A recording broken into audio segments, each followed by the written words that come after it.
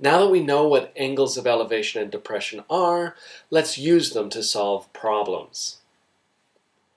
You are standing 37 feet away from a tree.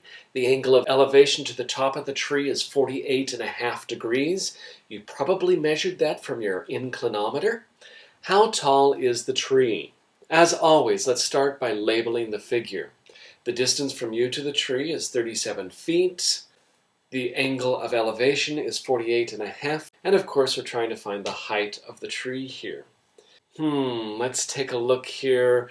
We know the adjacent leg. We want to know the opposite leg. Adjacent leg, opposite leg, that's the tangent. So we will use the tangent ratio. The tangent of 48.5 degrees then has to equal the height of the tree divided by 37 feet. We can quickly multiply both sides of the equation by 37 feet and then plug things into our calculator. That tells us that the height of the tree is about 41.8 feet. Now some of you are going, but wait a minute, there's this little spot down here that we haven't calculated. And that is correct. That would be approximately your height. So therefore, if you were, say, 6 feet tall, you would need to add another 6 feet to your measurement, making a total of 47.8 feet. Here's another example.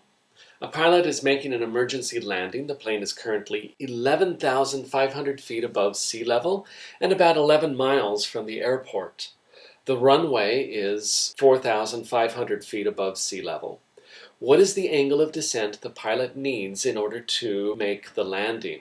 Well, first of all, we need to do a couple of quick calculations. 11 miles, we probably need to convert that into feet because everything else is in feet. So there are 5,280 feet in 1 mile.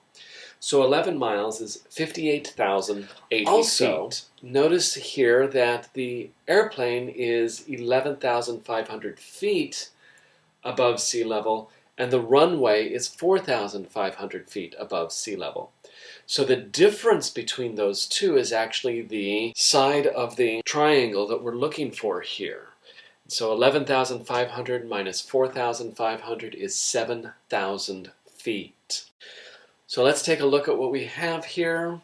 We have the adjacent leg, and we have the opposite leg. Opposite, adjacent, opposite, adjacent. Oh wow, that's the tangent again.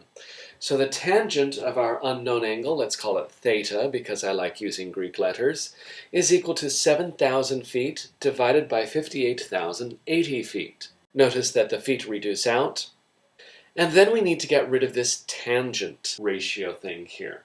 Remember, we do that by using the inverse ratio. So we'll take the inverse tangent of both sides of the equation, telling us that theta is equal to the inverse tangent of 7,000 divided by 58,080.